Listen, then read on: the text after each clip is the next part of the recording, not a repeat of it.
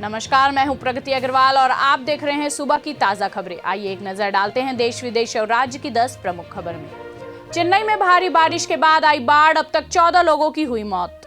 प्रधानमंत्री मोदी 13 दिसंबर को श्री काशी विश्वनाथ कॉरिडोर का करेंगे उद्घाटन। काशी में 2 दिन के दौरे पर रहेंगे पीएम। दिल्ली पर और गहरा हो सकता है सांसों का संकट, अगले 2 दिन तक खतरनाक स्तर पर रहेगा प्रदूषण। 18 नवंबर को एलएसी पर आएंगे रक्षा मंत्री राजनाथ सिंह, रेजांगला युद्ध स्मारक का करेंगे उद्घाटन। T20 वर्ल्ड कप पर आईसीसी लेगी बड़ा फैसला, 2024 में अमेरिका देश में होगा आयोजन, पहली बार मिलेगा मौका।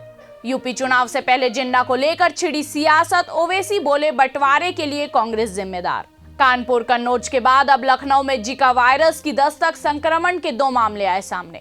आज प्रदेश की सियासी गर्माहट नापने काशी आ रहे हैं गृह मंत्री अमित शाह, तय करेंगे भाजपा की योजना। तेल के नए रेट हुए जारी, अभी कई शहरों में 100 से ऊपर बिक रहा है पेट्रोल। एनसीपी मंत्री नवाब मलिक के खिलाफ दायर मानहानि के मुकदमे पर बॉम्बे हाई कोर्ट में आज होगी सुनवाई। ऐसे ही तमाम जानकारी के लिए हमारे चैनल को लाइक और सब्सक्राइब करना ना भूलें और नोटिफिकेशन के लिए बेल आइकॉन जरूर दबाएं। आप देख रहे हैं न्यूज़ प्लस 21, आपके हक की बात।